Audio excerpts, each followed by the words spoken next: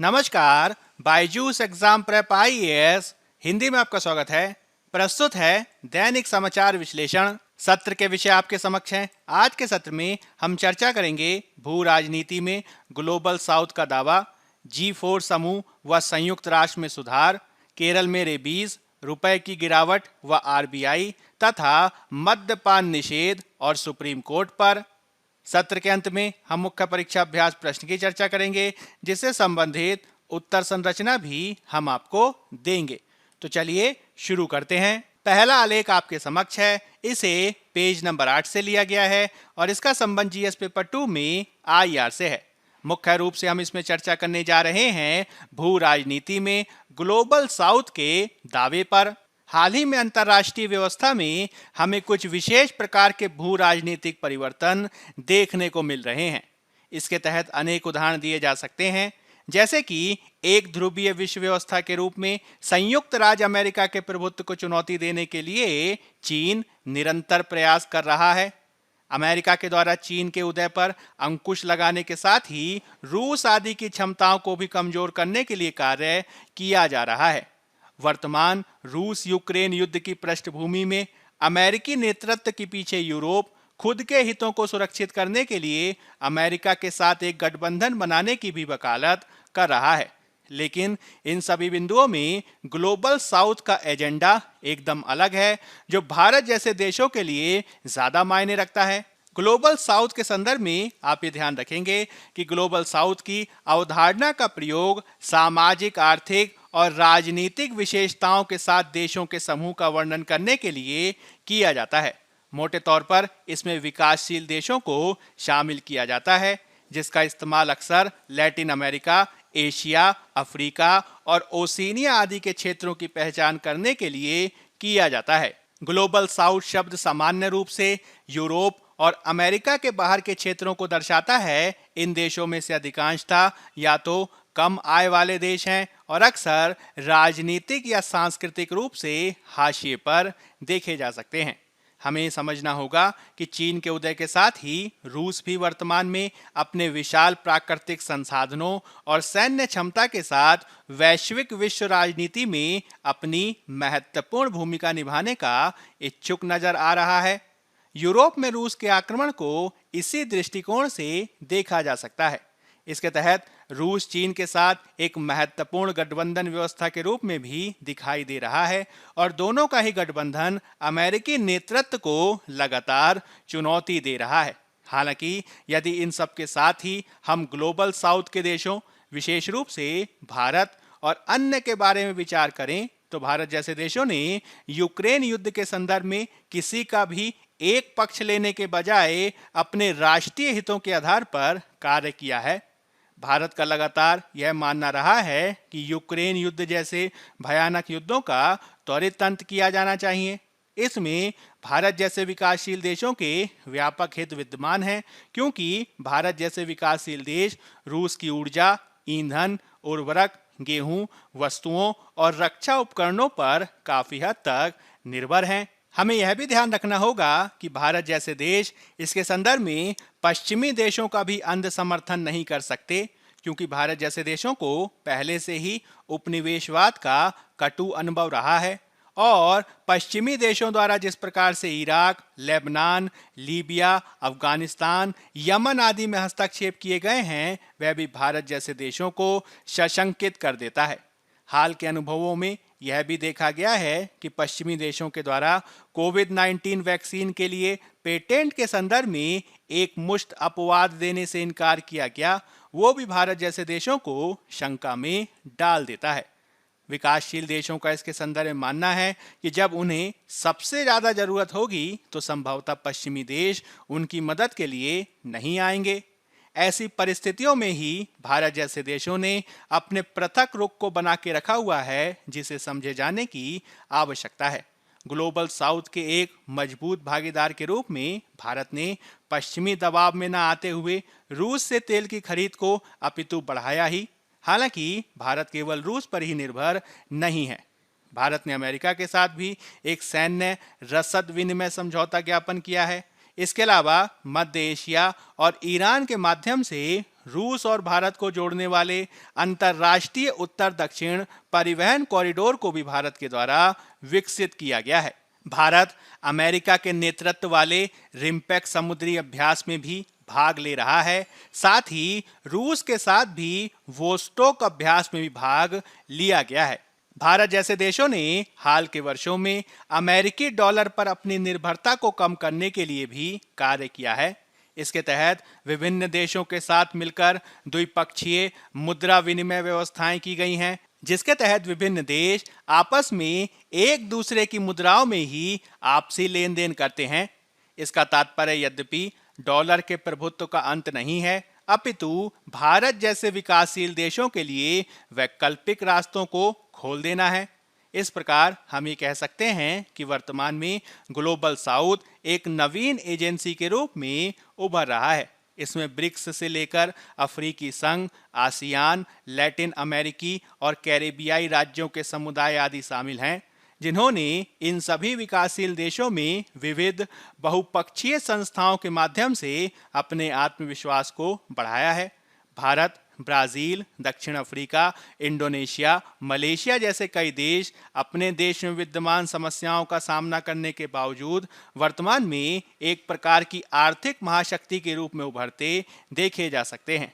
इन परिस्थितियों में तटस्थता और रणनीतिक स्वायत्ता को एक विकल्प के रूप में नहीं, अपितु एक व्यवहार्यता के रूप में अपनाया जाता रहा है। ग्लोबल साउथ ने व्यापार के लिए बेहतर शर्तों के लिए अपने विकास पर बयानों को दिया है, जिसके लिए ग्लोबल साउथ को रणनीतिक स्वायत्ता के रूप में कार्य करते देखा जा सकता है। इस प्रकार यदि ग्लोबल साउथ जलवायु परिवर्तन, पारिस्थितिकी तबाही, असमानताओं और बढ़ते सैन्यीकरण से अस्तित्व संबंधी खतरों पर सामूहिक चिंताओं का आवाज देता है और बहुपक्षीय समावेशी तरीकों से काम करता है, तो वह दुनिया को अपने लिए और एक बेहतर जगह बना सकता है। अब हम बात कर लेते हैं पेज नंबर 11 में दिए गए एक अन्य आलेख की, जिसका संबंध जीएस पेपर 2 में IR से है। मुख्य रूप से हम इसमें बात करेंगे G4 समूह और संयुक्त राष्ट्र में सुधार पर। संयुक्त राष्ट्र में सुधार इस सप्ताह विदेश मंत्री की अमेरिकी यात्रा का एक केंद्रीय विषय रहा है और हाल ही में उन्होंने जर्मनी, ब्राजील और जापान के अपने समकक्षों के साथ द ग्रुप ऑफ 4 यानी G4 बैनर के तहत मुलाकात को किया। G4 समूह मुख्य रूप से संयुक्त राष्ट्र सुरक्षा परिषद के सुधार और G4 सदस्यों के लिए संयुक्त राष्ट्र सुरक्षा परिषद यानी UNSC निकाय की स्थायी सदस्यता की बात करता है। G4 समूह ने UNSC सुधार को आगे बढ़ाने के लिए अपनी प्रतिबद्धता को दोहराया है और इस संबंध में प्रगति की कमी पर असंतोष को भी व्यक्त किया है।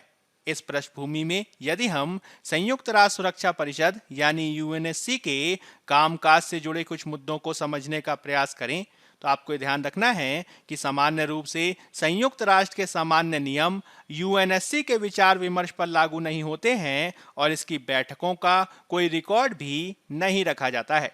इसके अतिरिक्त चर्चा, संशोधन या आपत्ति के लिए बैठक का कोई टेक्स्ट नहीं होता। यहाँ पे टेक्स्ट शब्द एक औपचारिक दस्तावेज के लिए इस्तेमाल किया जाने वाला शब्द है, जिसमें राजनयिक बैठकों में प्रस्ताव और विकल्पों को शामिल किया जाता है। आलोचकों का यह भी मानना है कि वर्तमान में हम संयुक्त राष्ट्र सुरक्षा परिषद यानी UNSC में एक प्रकार के पावर प्ले को भी देख सकते हैं। वर्तमान प्रणाली के साथ मुख्य समस्या विकसित देशों के वर्ग के द्वारा अंतर्राष्ट्रीय सुरक्षा संबंधों की संचालन क्षमता पर कब्जा करना है। इसके अंतर्गत संयुक्त राष्ट्र सुरक्षा परिषद के 5 स्थायी सदस्य यानी P5 को जो वीटो शक्तियां प्राप्त हैं, वह इस युग में एक काल अनुक्रमिकता के समान है जो वर्तमान वैश्विक सुरक्षा आवश्यकताओं के अनुरूप नहीं देखा जा सकता है। इसके अतिरिक्त स्वयं संयुक्त राष्ट्र की सदस्यता के भीतर गहरा ध्रुवीकरण है, इसलिए निर्णय या तो लिए ही नहीं जाते हैं या फिर उन पर ध्यान ही नहीं दिया जाता है। इन मुद्दों को कोरोना वायरस महामारी के उद्भव के उदाहरण के रूप में भी प्रकट किया जा सकता है, जहां संयुक्त राष्ट्र सुरक्षा परिषद और WHO आदि राष्ट्रों को कोरोना प्रसार से निपटने में मदद करने में एक प्रभावी भूमिका निभाने में विफल देखे जा सकते हैं। संयुक्त राष्ट्र सुरक्षा परिषद यूएनएससी अनिवार्य रूप से अपनी गैर प्रतिनिधि मूलक प्रकृति के चलते भी विश्वसनीयता के साथ कार्य करने में असमर्थ रहा है। इसमें विश्व स्तर के कुछ महत्वपूर्ण देशों जैसे कि भारत, जर्मनी, ब्राजील और दक्षिण अफ्रीका की अनुपस्थिति भी चिंता का विषय है। विशेष रूप से अफ्रीका, एशिया और लैटिन अमेरिका के क्षेत्रों के कम प्रतिनिधित्व के मामले में जो मौजूदा अंतराल दिखाई दे रहा है, वह संयुक्त राष्ट्र सुरक्षा परिषद को अंतर्राष्ट्रीय शांति और सुरक्षा को नियंत्रित करने वाली एक वैश्विक संस्था के रूप में पंगु बना देता है। इन तर्कों की पृष्ठभूमि में ही भारत जैसे विकासशील देशों का मत है कि संयुक्त राष्ट्र सुरक्षा परिषद के और बेहतर लोकतंत्रीकरण की आवश्यकता है। इसमें सुरक्षा परिषद के 5 स्थायी सदस्यों P5 और शेष विश्व के बीच शक्ति संबंधों में असंतुलन को तत्काल ठीक किए जाने की आवश्यकता है। यह यूएनएससी को अधिक लोकतांत्रिक बनाने और इसे शासन करने के लिए अधिक वैधता प्रदान करने के लिए भी आवश्यक है। यह सुनिश्चित करते हुए कि अंतर्राष्ट्रीय शांति, सुरक्षा और व्यवस्था के सिद्धांतों का सार्वभौमिक रूप से सम्मान किया जाए। विश्व शांति और सुरक्षा के लिए वैश्विक शासन की मौजूदा जरूरतें काफ़ी अलग हैं और यूएनएससी के शासन तंत्र में इस रूप में सुधारों की मांग की आवश्यकता को अभिव्यक्त करती हैं। इसमें स्थायी और गैर स्थायी सीटों में विस्तार के माध्यम से सुरक्षा परिषद में सुधार करना अनिवार्य है ताकि संयुक्त राष्ट्र के अंग को अंतर्राष्ट्रीय शांति और सुरक्षा के रखरखाव के लिए जटिल और उभरती चुनौतियों से बेहतर तरीके से निपटने में सक्षम बनाया जा सके।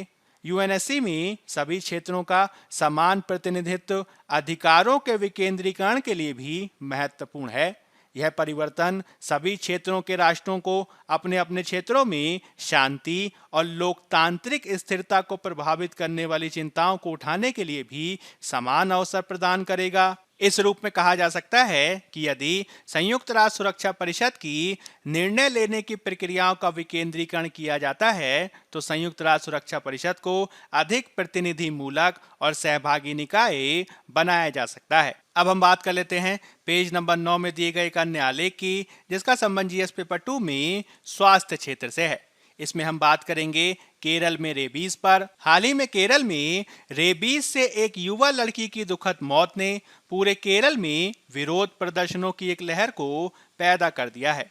इसके चलते राज्य सरकार को आवारा कुत्तों से संबंधित मुद्दों की जांच के लिए एक उच्च स्तरीय समिति का गठन करना पड़ा है। आंकड़ों के अनुसार इस साल सितंबर के तीसरे सप्ताह तक केरल में रेबीज से 21 लोगों की मौत देखी गई है। राज्य के विभिन्न हिस्सों से नियमित रूप से आवारा कुत्तों के द्वारा पैदल चलने वालों के साथ साथ मोटर चालकों पर भी हमले करने की खबरें आती रही हैं। राज्य के स्वास्थ्य विभाग के पास उपलब्ध आंकड़ों के अनुसार राज्य में कुत्ते के काटने के मामलों की संख्या भी काफी बढ़ी है। 2003 में यह संख्या 60,000 से अधिक थी, जो 2016 में बढ़कर लगभग 1.37 लाख हुई। 2021 में इससे संबंधित 2.2 लाख मामले देखे गए और 2022 में अगस्त तक यह आंकड़ा 2 लाख को भी पार कर चुका है। इस पृष्ठभूमि में हमें रेबीज को समझने की आवश्यकता है। जब हम बात करते हैं रेबीज की तो आपको ये चीज ध्यान रखनी है कि यह एक राइबोन्यूक्लिक एसिड यानी आरएनए वायरस के कारण होता है, जो कि एक पागल जानवर यानी कुत्ता, बिल्ली, बंदर आदि की लार में मौजूद होता है। यह हमेशा एक पागल जानवर के काटने के बाद फैलता है, जिससे घाव में लार और वायरस जमा हो जाता है। इससे हृदय श्वसन की विफलता के कारण मृत्यु 4 दिनों से 2 सप्ताह में अनिवार्य रूप से देखी जा सकती है। हालांकि काटने और रेबीज के लक्षणों के बीच का समय अंतराल यानी ऊष्मायन अवधि 4 दिनों से लेकर 2 साल तक या शायद इससे अधिक भी हो सकती है। इस प्रकार घाव को पानी और साबुन से तुरंत धोकर घाव से वायरस को जल्द से जल्द निकालना महत्वपूर्ण है। इसके बाद एंटीसेप्टिक्स का प्रयोग किया जाता है, जो तंत्रिका संक्रमण की संभावना को कम कर सकता है।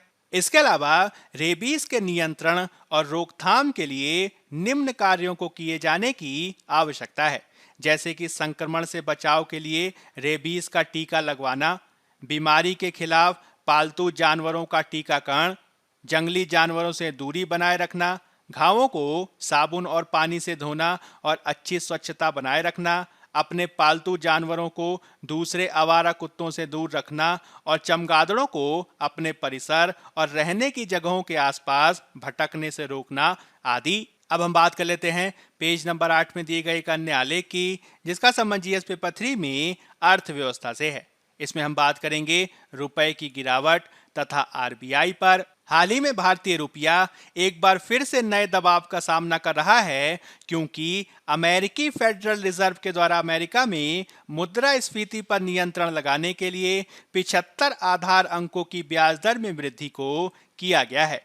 इससे दुनिया भर में पूंजी का अंतर प्रवाह अमेरिकी बाजारों में देखा जा रहा है, जो भारतीय रुपए आदि पर दबाव डाल रहा है। इसके चलते भारतीय मुद्रा हाल ही में 81 के अंक को पार करती दिखाई दी, जो भारत के लिए नवीन चुनौती है। पिछले 12 महीनों से ही आरबीआई लगातार रुपए की अस्थिरता को कम करने के लिए कार्य कर रहा है। हालांकि इस प्रकार के कार्यों से आरबीआई के विदेशी मुद्रा भंडार में लगभग 94 बिलियन डॉलर की कमी को देखा गया है, जो कि आगे चलकर चिंता का विषय हो सकता है। हमें यह भी समझना होगा कि डॉलर के मुकाबले रुपए में गिरावट अकेला उदाहरण नहीं है, अपितु दुनिया भर की मुद्राएं डॉलर के सापेक्ष कमजोर दिखाई दे रही हैं। इससे भारतीय कंपनियों के समक्ष चुनौतियां विद्यमान हो गई हैं, क्योंकि उन्हें अपने कारोबार को सुचारू ढंग से चलाने के लिए कच्चे माल और सेवाओं के आयात पर निर्भर होना पड़ता है। किंतु डॉलर के महंगा होने से उनकी उत्पादन लागत बढ़ती जा रही है। यह ऐसे समय में बढ़ते हुए देखी जा सकती है जब घरेलू मांग अभी भी महामारी की स्थिति से पूर्व की स्थिति में नहीं आ पाई है। हमें यह भी ध्यान रखना होगा कि जब किसी देश में आयात बिल में वृद्धि को देखा जाता है, तो अर्थव्यवस्था में मुद्रास्फीति के प्रभाव को और बढ़ते हुए आशंकित किया जा सकता है।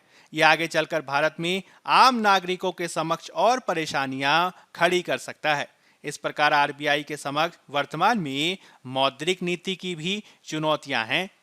2022 में अब तक डॉलर के मुकाबले रुपए का 8% से अधिक मूल्यह्रास देखा गया है, जो भारत के लिए चिंता का विषय है। रूस यूक्रेन युद्ध के बाद जिस प्रकार से भारत के द्वारा रूस आदि से तेल की खरीद करके जो कच्चे तेल के मूल्य लाभ को अर्जित किया गया था, वह भी रुपए की कीमत में लगातार गिरावट के चलते अब तक काफी हद तक ऑफसेट कर दिया गया है और अब कच्चे तेल की कीमतें भी भारत के लिए चिंता का विषय होने जा रही हैं। हमें इस बात को भी समझना होगा कि जिस प्रकार से अमेरिकी फेडरल रिजर्व के द्वारा ब्याज दरों को बढ़ाया गया है, उसके चलते विदेशी निवेशकों ने अपनी रुचि अमेरिकी बाजारों आदि की तरफ बढ़ाई है, जिसके चलते भारत जैसे बाजारों से विदेशी पोर्टफोलियो निवेशकों ने अपने पैसे को निकालना शुरू कर दिया है। इसके चलते 2022 में अब तक विदेशी पोर्टफोलियो निवेशकों ने कुल मिलाकर 20.6 बिलियन डॉलर भारतीय बाजारों से निकाले हैं, जो भारत के लिए काफी चिंता का विषय हो सकता है। यह आशंका जताई जा रही है कि आगे आने वाले समय में भी इस प्रकार की गिरावट जारी रह सकती है। इस प्रकार से आरबीआई के समक्ष सबसे बड़ी चुनौती यह है कि वह किस प्रकार से रुपए की गिरावट को रोके। वहीं दूसरी तरफ उसके समक्ष यह भी चुनौती है कि वह बढ़ते आयात बिल के सापेक्ष बढ़ती मुद्रास्फीति को भी रोकने के लिए कार्य करे। यह सब आरबीआई के द्वारा इस रूप में किया जाना है कि आरबीआई के किसी भी कदम से भारतीय आर्थिक समृद्धि दर नकारात्मक रूप से प्रभावित ना हो। इस रूप में आगे आने वाले समय में आरबीआई के समक्ष चुनौतियां बढ़ने ही जा रही हैं। अब हम बात कर लेते हैं पेज नंबर 1 में दिए गए एक अन्य आलेख की, जिसका संबंध जीएस पेपर 2 में स्वास्थ्य और जीएस पेपर 4 में एथिक्स क्षेत्र से आप जोड़कर देख सकते हैं। इसमें हम बात करेंगे मद्यपान निषेध और सुप्रीम कोर्ट पर। हाल ही में सुप्रीम कोर्ट ने नई दिल्ली में शराब के उत्पादन, वितरण और खपत को विनियमित करने के लिए एक याचिका पर विचार करने से इनकार कर दिया।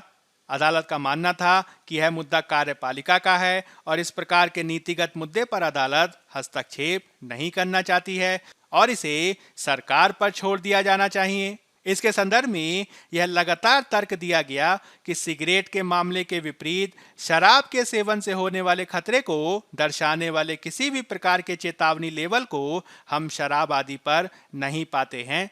किंतु यह भी सत्य है कि मद्यपान की हानियां काफी अधिक हैं और इसी के चलते इस पर प्रतिबंध लगाए जाने की बात की जाती है।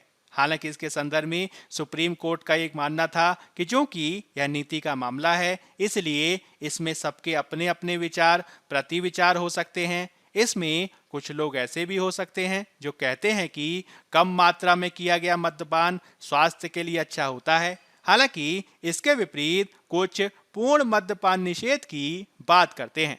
इसमें यह भी तर्क दिया जाता है कि कोई भी यह नहीं कहता कि कम मात्रा में ली गई सिगरेट स्वास्थ्य के लिए अच्छी होती है, यानी सिगरेट को हर मामले में खराब माना जाता है।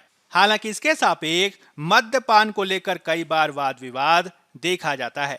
हालांकि भारत जैसे विकासशील देश के लिए अपने नागरिकों के सामाजिक और आर्थिक कल्याण के लिए हस्तक्षेपकारी नीतियों को अपनाने की आवश्यकता होती है। इसमें भारतीय संविधान का अनुच्छेद 47 एक प्रमुख दिशा निर्देशक तत्व हो सकता है।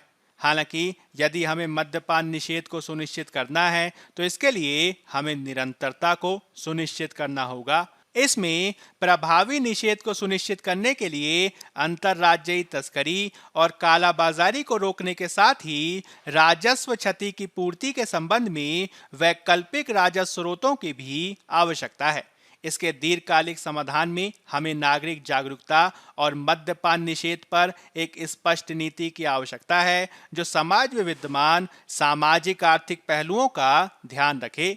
इसी आधार पर हम एक बेहतर मद्यपान निषेध पर नीति का विकास कर सकते हैं। अब हम बात कर लेते हैं मुख्य परीक्षा अभ्यास प्रश्न की। पहला प्रश्न है, यदि ग्लोबल साउथ सामूहिक चिंताओं को आवाज देता है और बहुपक्षीय समावेशी तरीकों से काम करता है तो ये दुनिया को अपने लिए एक बेहतर जगह बना सकता है। व्याख्या करें। 250 शब्द 15 अंक। दूसरा प्रश्न है, संयुक्त राष्ट्र सुरक्षा परिषद के कार्य संचालन से जुड़े मुद्दे क्या हैं? G4 समूह के द्वारा संयुक्त राष्ट्र में सुधार की निरंतर मांग की पृष्ठभूमि में चर्चा करें। 250 शब्द 15 अंक। पहले उत्तर की संरचना की भूमिका में आप ग्लोबल साउथ का सामान्य परिचय देंगे और इसके मुख्य भाग में आप हालिया वैश्विक व्यवस्था में उभरती चुनौतियों को बताएंगे। उभरती चुनौतियों में ग्लोबल साउथ की भूमिका को स्पष्ट करेंगे। इसमें भारत की भूमिका की व्याख्या करेंगे और इसके संदर्भ में कुछ महत्वपूर्ण सुझावों को भी देंगे। अंत में आप एक उपयुक्त सकारात्मक निष्कर्ष प्रस्तुत करेंगे और इस रूप में आपका उत्तर पूर्ण होगा। दूसरे उत्तर की संरचना की भूमिका में आप G4 समूह का सामान्य परिचय देंगे और इसके मुख्य भाग में आप संयुक्त राष्ट्र सुरक्षा परिषद के कार्य संचालन से जुड़े मुद्दों की व्याख्या करेंगे और संयुक्त राष्ट्र में सुधार से संबंधित कुछ सुझावों को भी देंगे। अंत में आप एक उपयुक्त सकारात्मक निष्कर्ष प्रस्तुत करेंगे और इस रूप में आपका उत्तर पूर्ण होगा। Byju's exam prep IAS Hindi के आज के अंक में फिलहाल इतना ही। धन्यवाद।